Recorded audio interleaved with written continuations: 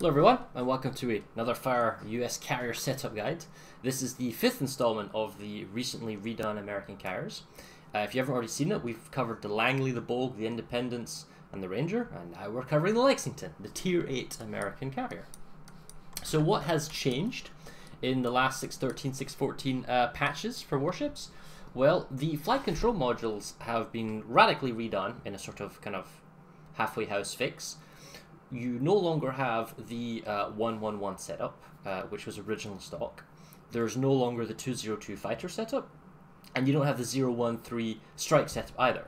Instead, we now have a 112 setup, so one fighter, one torpedo bomber, two dive bombers, with armor-piercing dive bombs for the dive bombers. So wargaming in the later tiers is pushing armor-piercing as the main damage source, because we'll find that these planes remain at tier of the ship, as we'll see in the Essex and Midway in future episodes.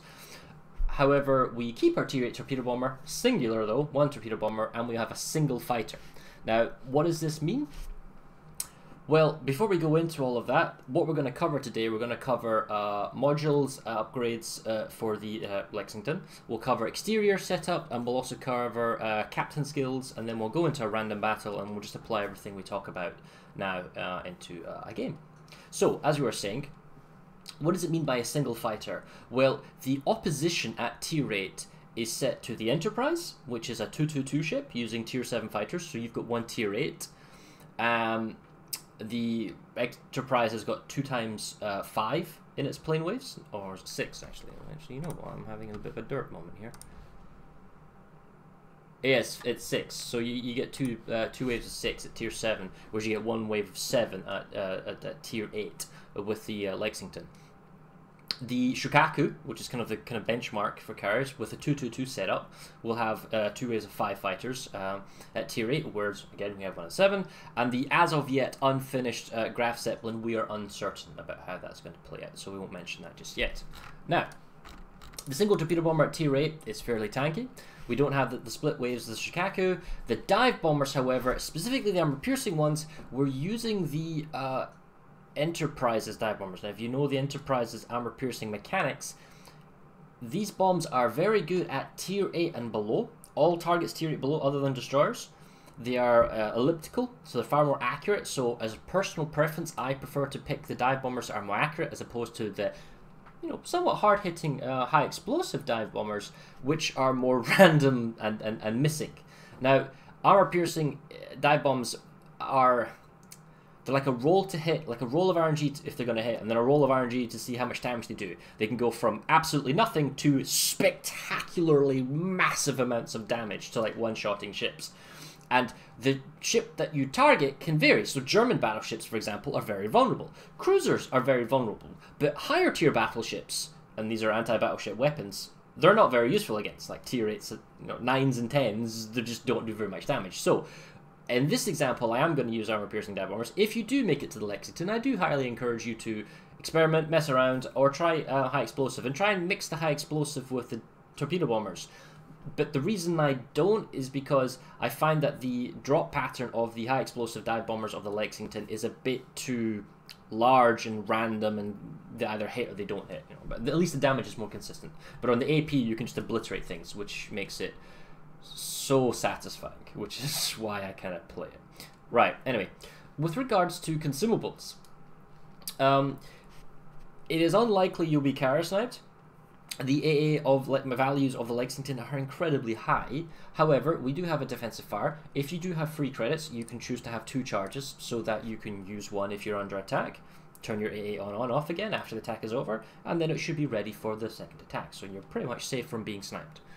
The damage control party 2 is preferential just in case you're being shot at by a variety of people because your detection on the Lexington's quite high, or if you're someone's trying to snipe you or bleed you out, the cooldown helper on the damage control party 2 is very, very useful. But now that damage control party 2 lasts 30 seconds, you could, if you were really being stingy and cheap, just go with the standard variants of both modules here.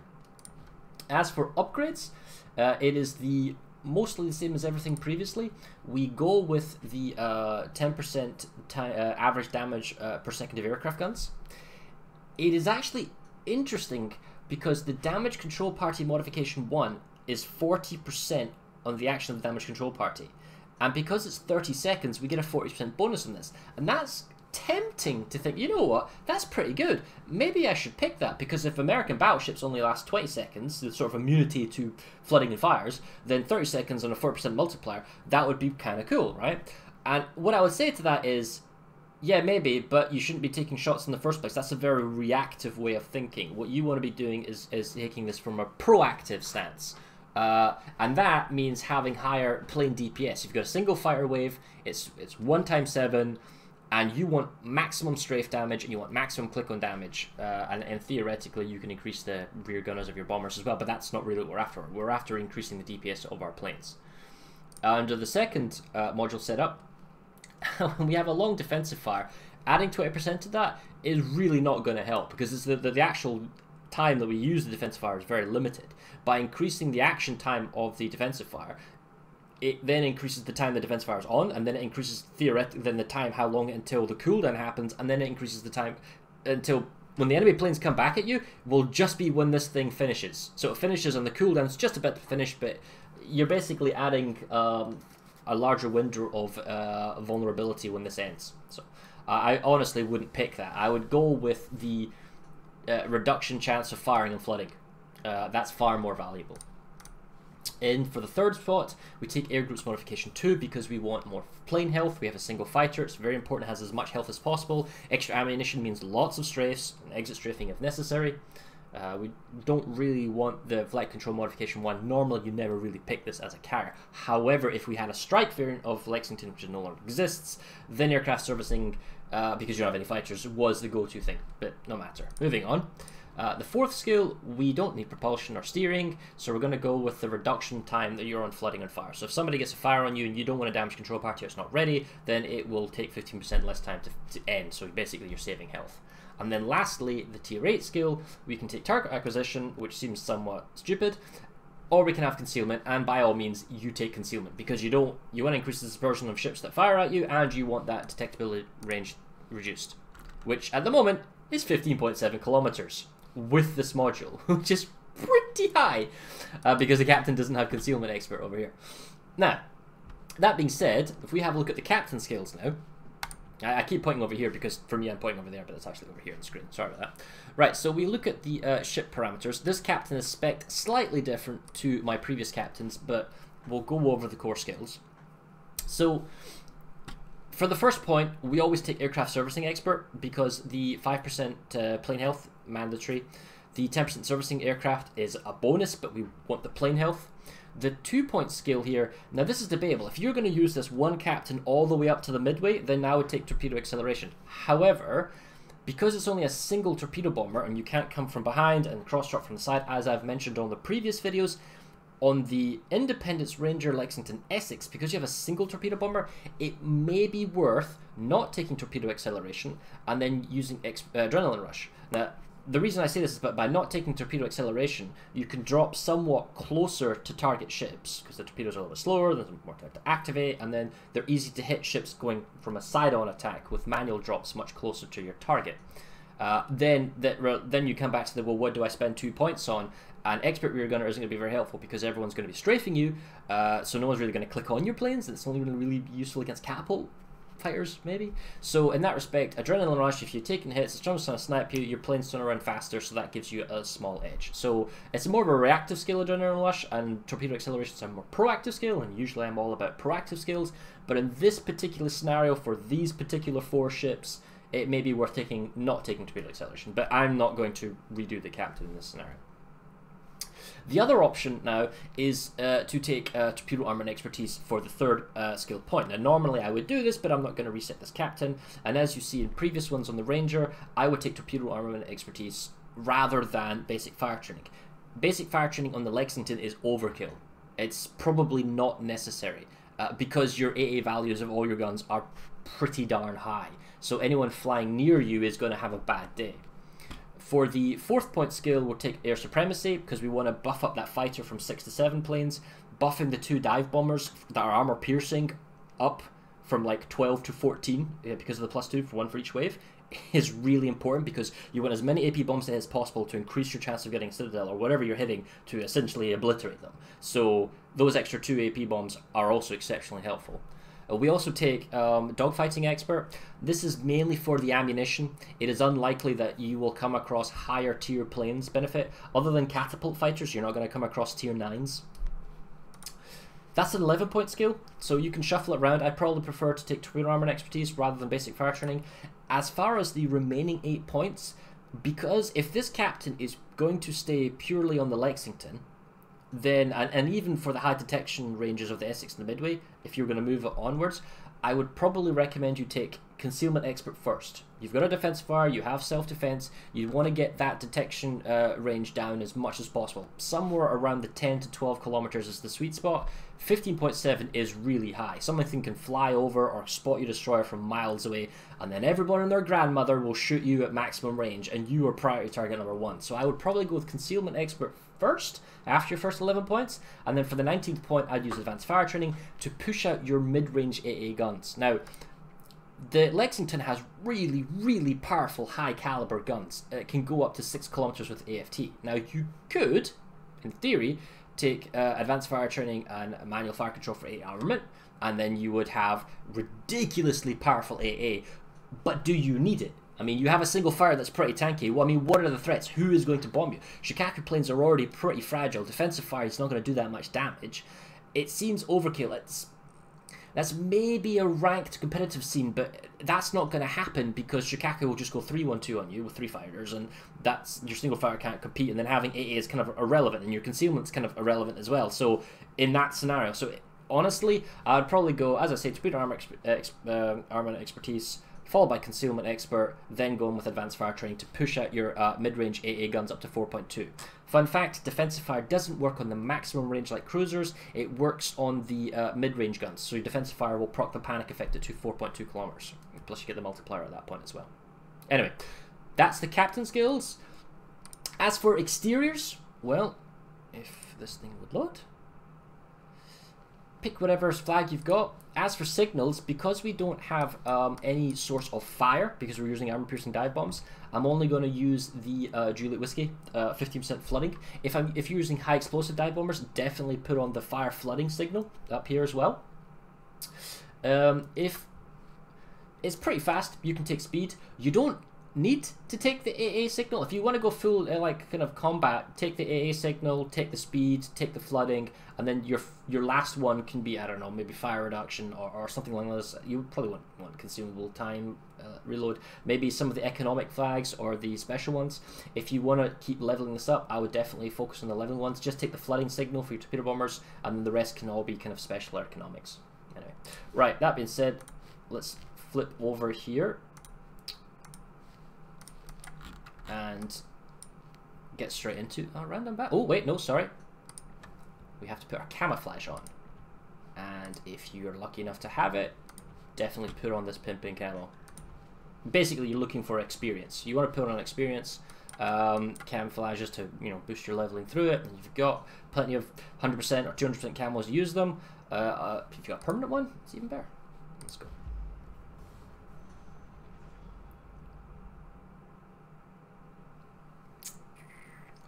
Right.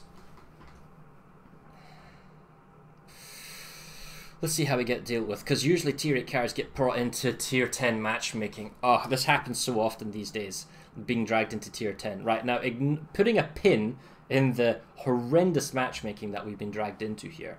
Our opponent is an Enterprise. He has tier 7 fighters. He will suffer more than our planes will because they're down tiered. He doesn't get the benefit of the 15% plane health module on his fighters. That's one of the perks the Enterprise gets against the tier 9 module. So we can use our single fire in a sort of aggressive bullying motion. We're looking for anything that we can sort of pick off and kill plane-wise. We've got Des Moines, we've got Minotaurs, we've got Hindenburgs. We have some really strong AA cruisers. Now on the enemy team, Des Moines, Minotaurs, Hindenburgs, and a Zao. It's all bad. Our armor-piercing dive bombs don't do any damage. Our armor-piercing dive bombs do not do damage to higher tier battleships. Montana Conqueror, we can't do AP damage. We can do TB damage, but Pringus Conqueror can have really high AA, and so does Montana. Des Moines, unless his defensive fire we know has been triggered, he's actually really vulnerable to armor-piercing dive bombs, but good luck getting your dive bombs on the target, right? Because it is what it is. You need that defensive fire to have been triggered. Single torps, very difficult to go after destroyers because they can turn away. I mean, this is some pretty brutal matchmaking. Now, I'm going to get the fighter up first, have a general look. This map isn't helping either because lots of ships can hide in these little alcoves outside of like enemy shot, but inside massive AA bubbles because the AA at tier 10 is quite high. So we're going to basically do what we can. Now, you might find that in this particular scenario, you don't like suicide in and try and get damage as quickly as possible. I've got to do something. I've got to do something. No, play the patient game. Play patiently. Play the long haul. Wait for your team to beat the enemy team up. Scout DDs or scout incoming torps, or try and give them that visual element of benefit. Prevent the enemy CV from doing any form of like offensive capability, and wait for the teams to dissipate. Wait for stragglers, or just wait for people to die so that the herd of the enemy is thinned out. Then you can go in and attack. Right, so my two destroyers, Z52 and Shimakaze, are going BC, which seems maybe a little bit risky. Because if they get caught out, because there's not much support for them is what I'm trying to say. So I'm going to fly over the Z52. So we know there's a Minotaur. Don't really want to go near him.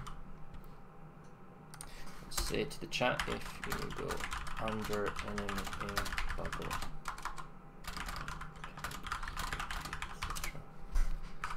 So this Z52 is playing it pretty dangerous because I can't go over and stop the enemy fighters. He's playing smart because he can't be like shot at, but the Minotaur way too close. No, we might be able to go after some of these.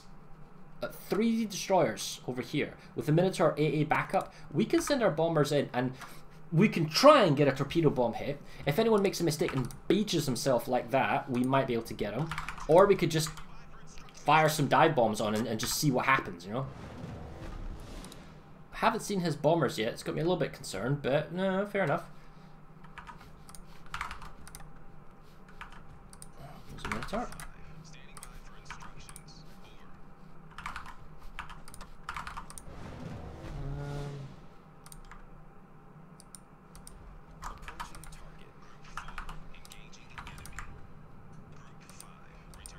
Oh, that might be a bit too close and he's going to reverse.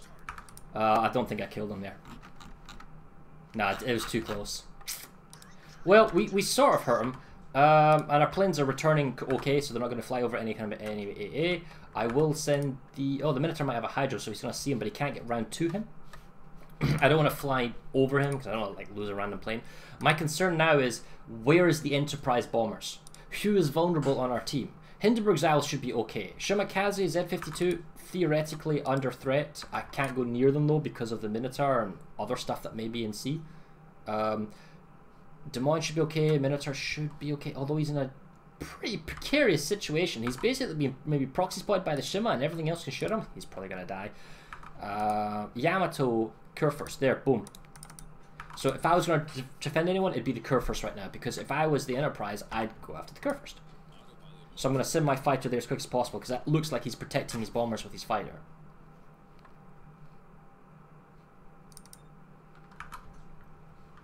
I think.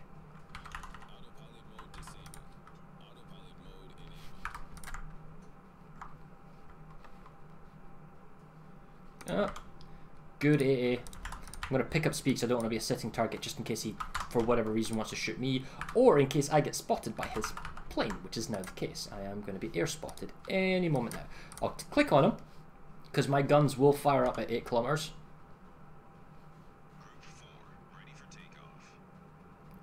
So he's going to fly over me. He is going to spot me.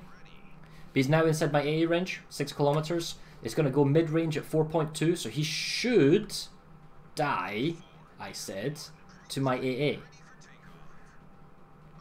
The risk is getting a long-range YOLO shot on me. There we go, good. That's our AA coming into helpful hand. We are no longer plane spotted, so we know there's no other planes in this area. Send our fire back to the middle. How are we doing? Down one ship. Alright. Hindenburg is by himself. We could maybe try and attack. No, he's not. He's got the Montana. Maybe over A, we could have our bombers next to the Des Moines. That would keep them relatively safe. We could, yeah, there you go. Now, we're also plane detected. Where? Boom. Armor-piercing dive bombs do no damage to Lexington. The threat is the torpedo bombers, right? So I'm going to focus them first. Put the bombers like that. Save it for now, and defensive fire. There's no point not using it.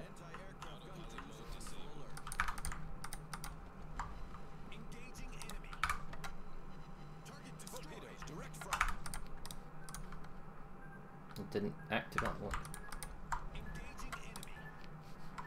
Let's try to turn around.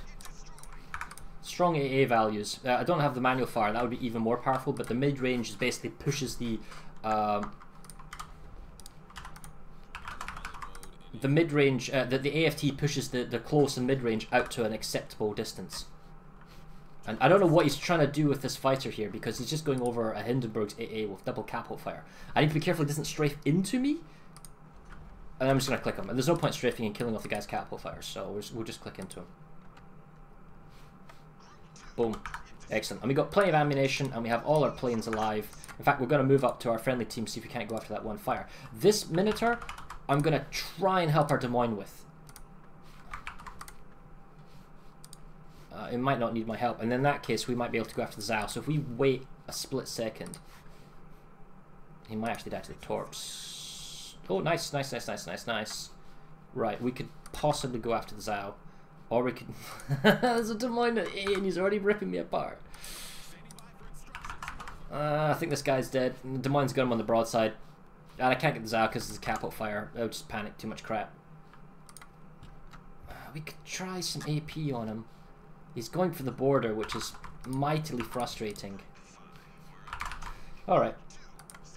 Let's click on him. And on the assumption he's going to turn. Because he's drifting along the border, I'm going to line it up. Do the drop that way. And then hopefully we hit. He's already turned a lot. I'm going to miss a lot of these AP bombs. 6 reasonable damage. He's turning into the TBs. 2. Oh, that's alright. Now I'm going to have the planes fly down that way, then that way, so that they don't go over the Des Moines AA bubble. It's not groundbreaking amounts of damage, but it's something. We could have, if we had more bombs connect, because the thing is, he turned his ship so that he was no longer perfectly aligned. If we were able to align it better, on the guessing the direction he would then turn, we may have had more bomb hits, maybe around 10 or 12, and with the 2 torpedo bomber hits, we may have actually got a killing blow in there. So it was worth a try.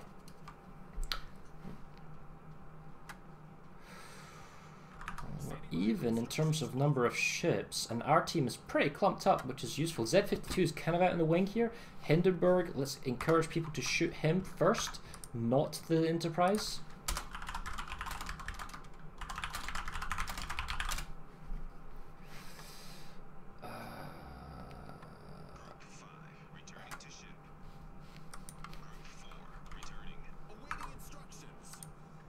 Minotaur's coming around here. I can't fly. See, the Minotaur's creating a large no-fly zone in the center there, so I have to back off. I don't want to lose anything. I will keep the Enterprise spotted by moving the... Do I want to even spot the Enterprise? Because I don't want them to shoot him. We'll see. I mean, it's points, but we don't... Thing is, there's no point shooting him when he can have very little impact in the game. I want him to finish the Hindenburg first, so I'm actually deliberately not going to spot. Boom. Now we can... spot the Minty right over here. There's a plane if I do that. There he is. As soon as I spot him, I'm inside his AA bubble. That's the risk. I guess we'll spot the Enterprise, and that way I don't have to. I can then afford to sacrifice fighters for spot, knowing that the enemy carrier is dead. And we are gonna try and make our escape. There we go. That's him down. Oh, the Minotaur went down to the Z-52. Awesome. Carrier's down. Fantastic. Right, the number of AA ships are somewhat limited now. as I said, our AP bombs are very limited to how much damage they can do against the battleships. We can go after the Zao. I don't think the Zao has a defensive fire, or at least he didn't use it last time. We'll have our fighter this time to take care of any catapult fighters. We could try torpedo bomb the Conqueror from our further away. I think that'd be more advantageous than going after the Montana. We'll wait and see though, because this game may end before we even get our bombers out there. What we will do is fly over the Shima and do some spots on him. You see any torps that are incoming. You know, if he tries to smoke up, look for an escape. Yeah, so he's trying to smoke. I don't think he'll live. So there's some torps. Ooh, that's gonna hurt. It's too late. Bang. Right, well at the very least, there's our Yamato. He's looking. We're gonna watch the smoke cloud. If he comes out of the smoke, we'll at least see you coming, where he is and what he's doing. The risk of me pushing up on the lower side here is if these guys rotate south and the Shima moves around and the Yamato somehow dies, I'll be caught off guard. So I'm actually going to change my position to go into the middle of the sea island instead. It's unlikely that I can torp the Shimakaze. I don't think I want to waste that, but what I am going to do is probably torpedo bomb the Conqueror because I can see he's on a turning trajectory. Okay, so we'll keep the fighter over the Shima. Because the Conqueror's A could be quite good, I'm actually going to group up all the bombers and just attack in one fell swoop. So let's go. Now we'll go from. I'd like it if the Zao died, just to make sure his AA wasn't in the influencing the kind of bow. I mean, I could kill him with AP bombs, but I really want to make sure the Conqueror doesn't escape, you know, with this impressive heal. Okay, here we go. So we're watching the positioning of the ship, and I kind of want to drop further away because I know he's going to kill off the planes. His A is going to rip into it. So one AP bomb, and the other one I'm going to send for the Zao because I'm being super greedy. Because he's got a catapult fighter out, I'm going to send this catapult fighter, this dive bomber, to deal with the catapult fighter while I line up the second dive bomber for a drop. Oh, no, he decided to fly around. Okay, maybe a second go. Here we go. Is he going to drift out of it?